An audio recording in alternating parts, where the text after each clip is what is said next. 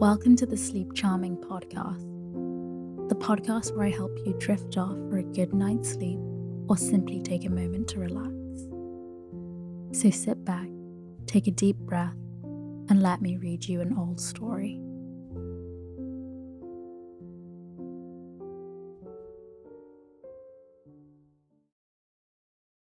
David Copperfield, Chapter 1. Whether I shall turn out to be the hero of my own life, or whether that station will be held by anybody else, these pages must follow. To begin my life with the beginning of my life, I record that I was born, as I have been informed and believe, on a Friday at 12 o'clock at night. It was remarked that the clock began to strike, and I began to cry, simultaneously.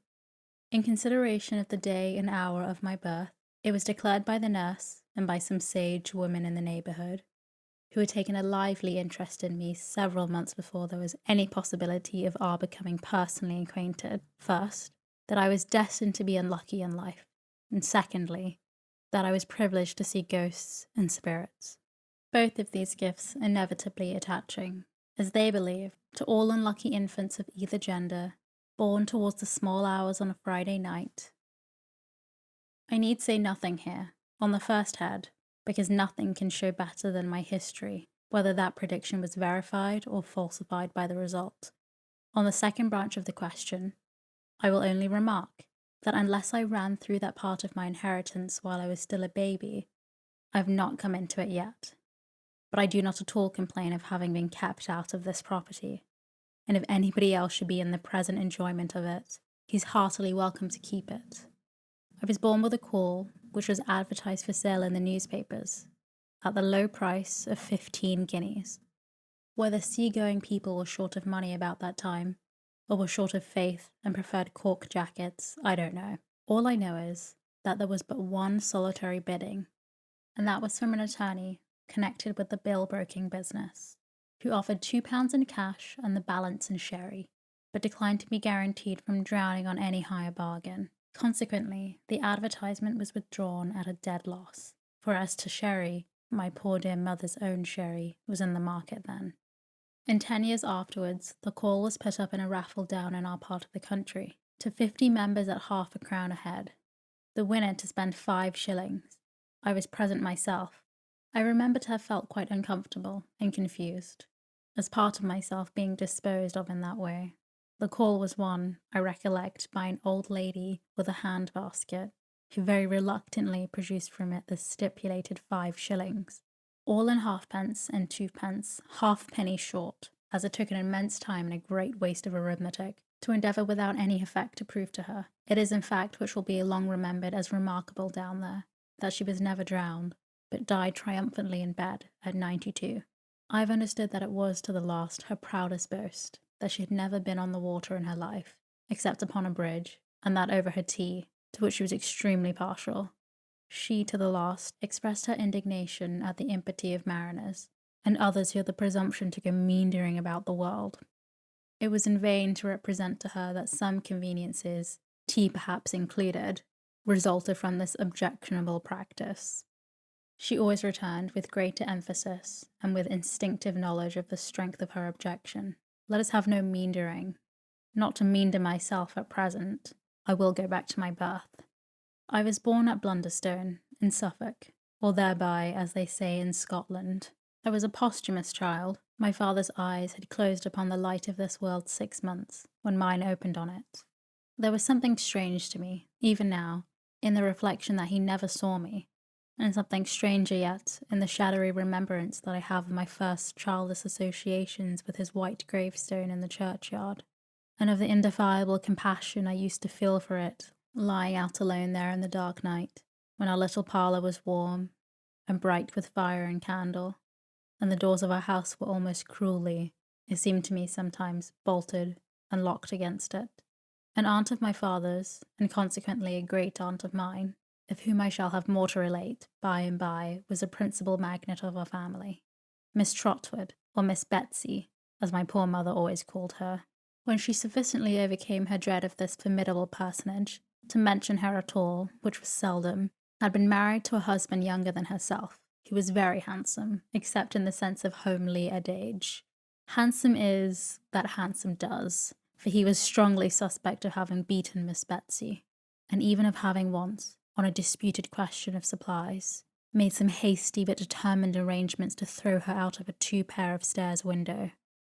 These evidences of incompatibility of temper induced Miss Betsy to pay him off, and effect a separation by mutual consent. He went to India with his capital, and there, according to the wild legend of our family, he was once seen riding an elephant in company with a baboon. But I think it must have been a baboo, or a begum. Anyhow, from India tidings of his death reached home within 10 years. How they affected my aunt, nobody knew, for immediately upon the separation she took her maiden name again, bought a cottage in a hamlet on a sea-coast a long way off, established herself there as a single woman, with one servant, and was understood to live secluded ever after, in an inflexible retirement. My father had once been a favourite of hers, I believe, but she was mortally affronted by his marriage, on the ground that my mother was a wax doll. She had never seen my mother, but she knew her not to be yet 20. My father and Miss Betsy never met again. He was double my mother's age when he married, and of but a delicate constitution. He died a year afterwards, and as I had said, 6 months before I came into the world. This was the state of matters on the afternoon of what I may be excused of calling that eventful and important Friday. I can make no claim, therefore, to have known at that time how matters stood, or to have any remembrance, founded on the evidence of my own senses or what follows. My mother was sitting by the fire, but poorly in health and very low in spirits, looking at it through her tears, and desponding heavily about herself and the fatherless little stranger, who was already welcomed by some grocers of prophetic signs in a drawer upstairs, to a world not at all excited on the subject of his arrival. My mother, I say, was sitting by the fire, that bright, windy March afternoon, very timid and sad, and very doubtful of ever coming alive out of the trial that was before her, when lifting her eyes as she dried them to the window opposite, she saw a strange lady coming up the garden. My mother had a sure foreboding at the second glance that it was Miss Betsy. Then the setting sun glowed on the strange lady over the garden fence, and as she came walking up the door with a fell rigidity of figure and composure of countenance that could have belonged to nobody else. When she reached the house, she gave another proof of her identity. My father had often hinted that she seldom conducted herself like any ordinary Christian. Instead of ringing the bell, she came and looked in at the identical window, pressing her nose against the glass to that extent that my poor dear mother used to say it became perfectly flat and white in a moment. She gave my mother such a turn that I've always been convinced that I'm indebted to Miss Betsy for having been born on a Friday. My mother had left her chair in agitation and gone behind it in the corner. Miss Betsy, looking around the room, slowly, inquiringly, began on the other side, and carried her eyes on, like a Saracen's head in a Dutch clock, until they reached my mother.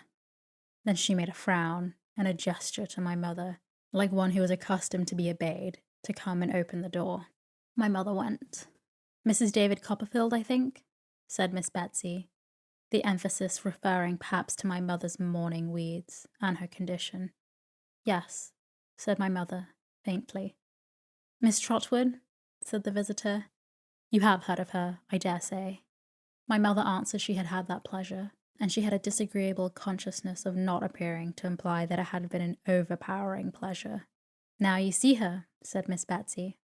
My mother bent her head and begged her to walk in. They went into the parlour my mother had come from, the fire in the best room on the other side of the passage not being lighted, not having been lighted, indeed, since my father's funeral. And when they were both seated, and Miss Betsy said nothing, my mother, after vainly trying to restrain herself, began to cry. "Oh, tut, tut, tut," said Miss Betsy in a hurry. "Don't do that. Come, come."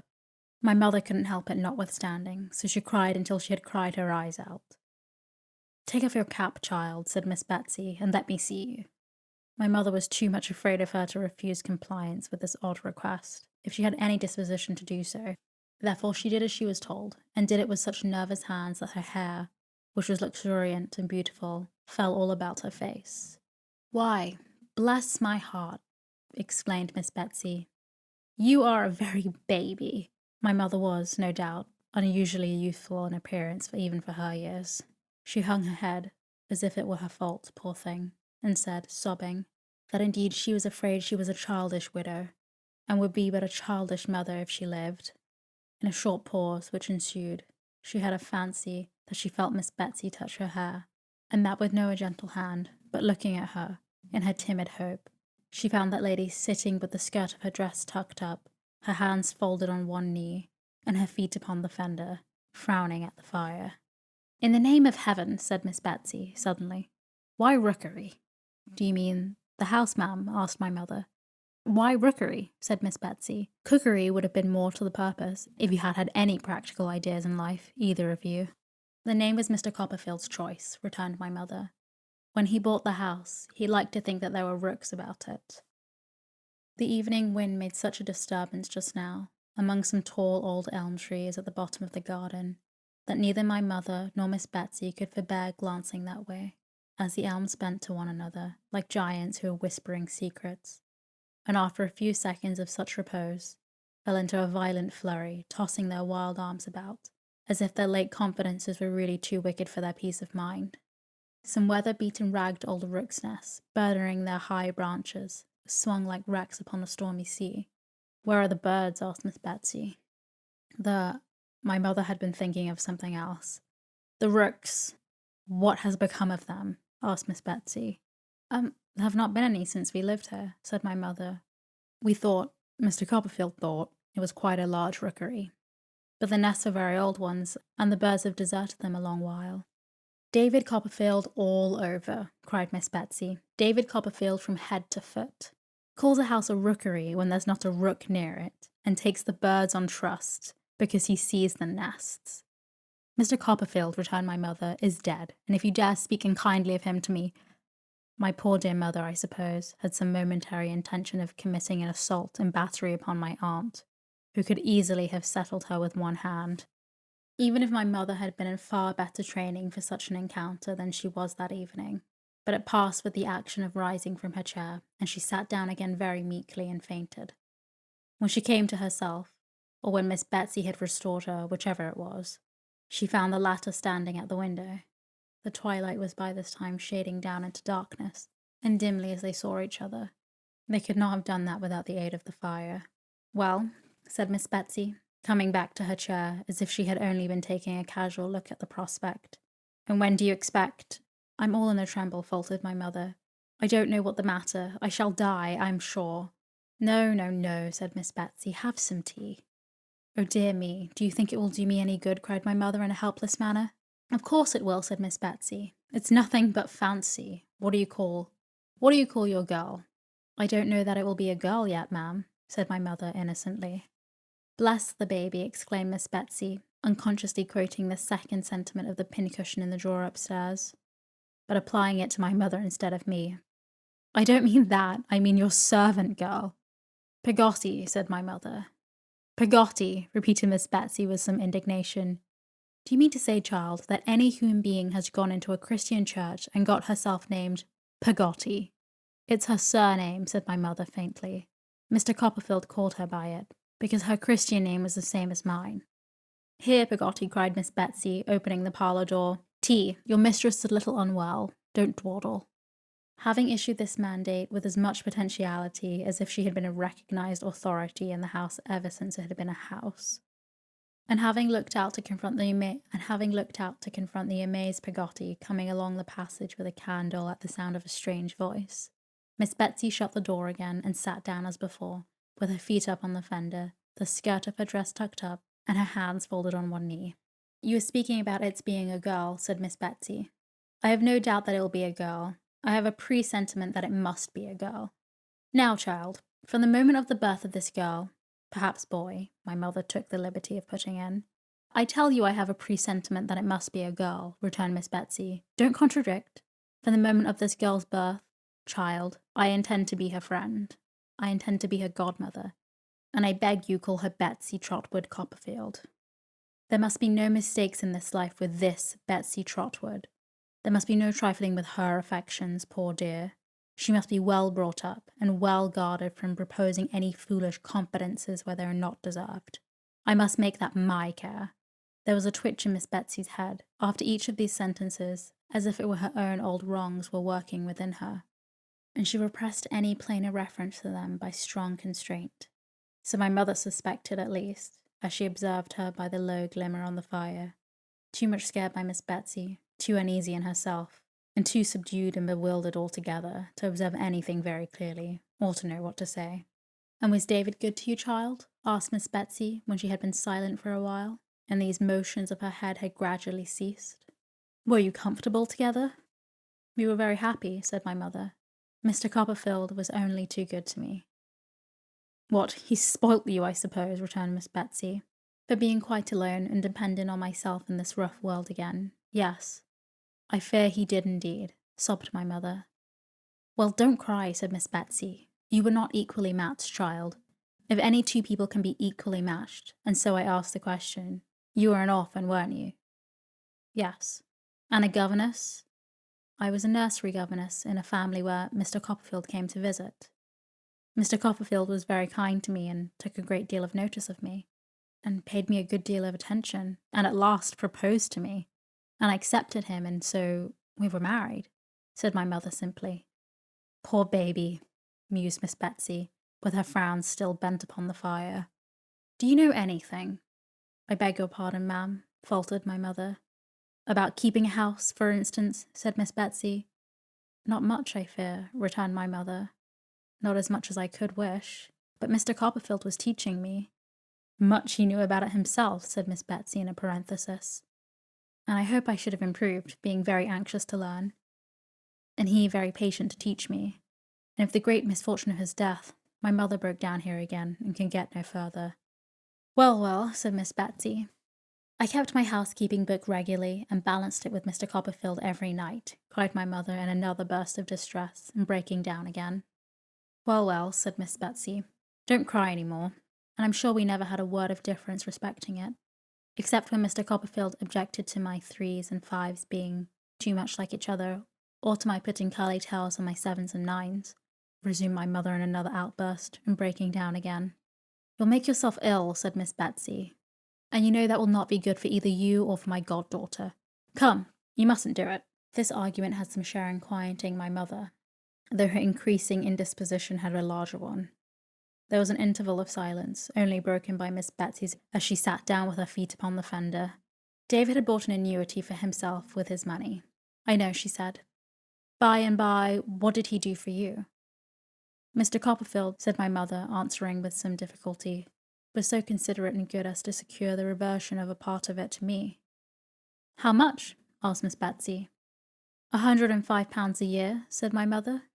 "He might have done worse," said my aunt. The word is appropriate to the moment. My mother was so much worse that Peggotty, coming in with the tea-board and candles, and seeing at a glance how ill she was, as Miss Betsy would have done sooner if there had been light enough, conveyed her upstairs to her own room with all speed, and immediately dispatched Ham Peggotty, her nephew, who had been for some days past secreted in the house, unknown to my mother, as a special messenger in case of emergency, to fetch the nurse and doctor. Those allied powers were considerably astonished, when they arrived within a few minutes of each other, to find an unknown lady of portie's appearance sitting before the fire, with her bonnet tied over her left arm, stopping her ears with jeweller's cotton. Peggotty knowing nothing about her, and my mother saying nothing about her, she was quite a mystery in the parlour, and the fact of her having a magazine of jeweller's cotton in her pocket, and sticking the article in her ears in that way, did not distract from the subtlety of her presence. The doctor having been upstairs and come down again, and having satisfied himself, I suppose that there was a probability of this unknown lady and himself having to sit there face to face for some hours, laid himself out to be polite and social. He was the meekest of his sex, the mildest of little men. He sidled in and out of a room to take up the less space. He walked as softly as the ghost in Hamlet, and more slowly. He carried his head on one side, partly in modest propitiation of everybody else. It is nothing to say that he hadn't a word to throw at a dog. He couldn't have thrown a word at a mad dog. He might have offered him one gently, or half of one, or a fragment of one, for he spoke as slowly as he walked. But he wouldn't have been rude to him, and he couldn't have been quick with him, for an earthly consideration.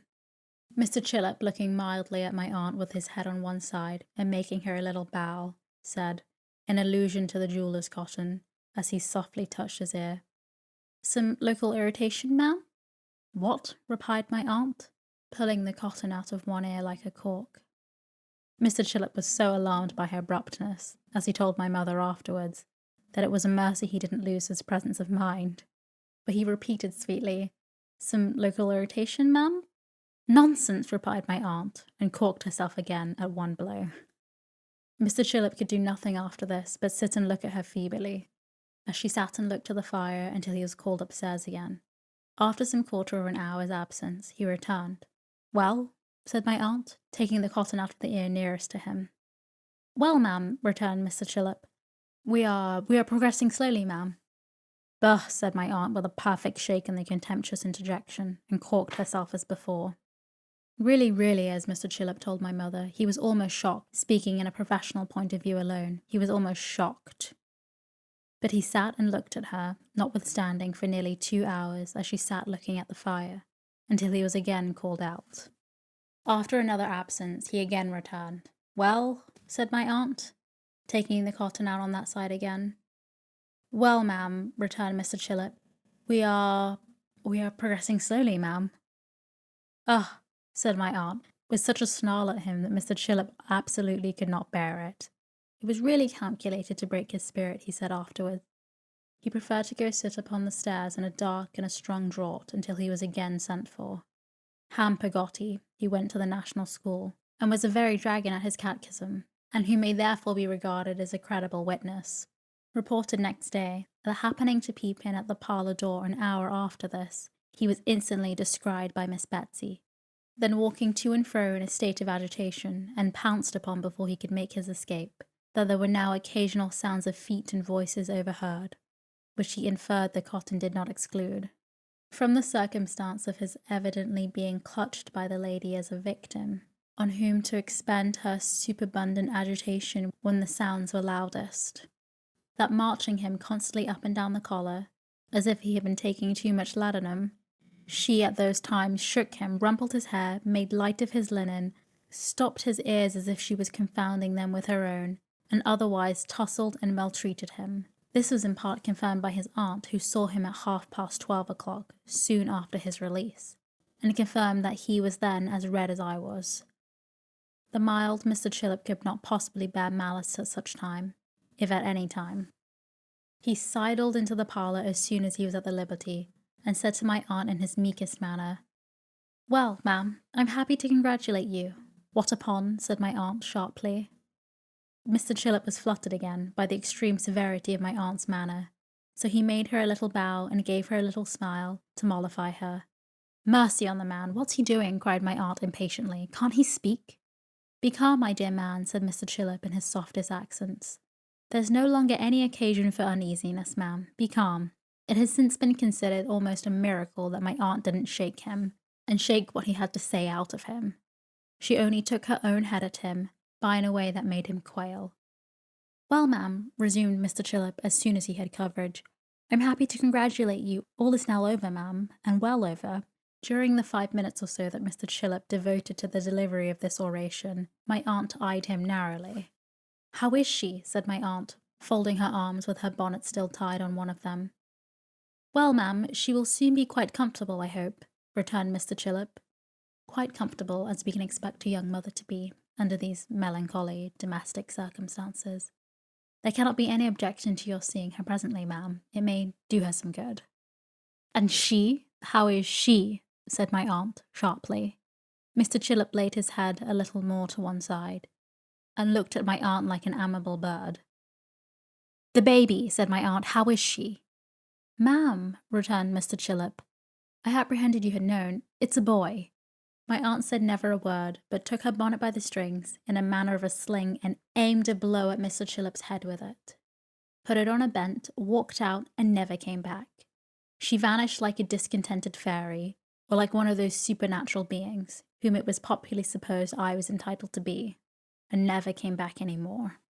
No, I lay in my basket, and my mother lay in her bed, but Betsy Trotwood Copperfield was forever in the land of dreams and shadows, the tremendous region whence I had so lately travelled, and the light upon the window of our room shone out upon the earthly bourne of all such travellers. and the mound above the ashes, and the dust that once was, he without whom I have never seen.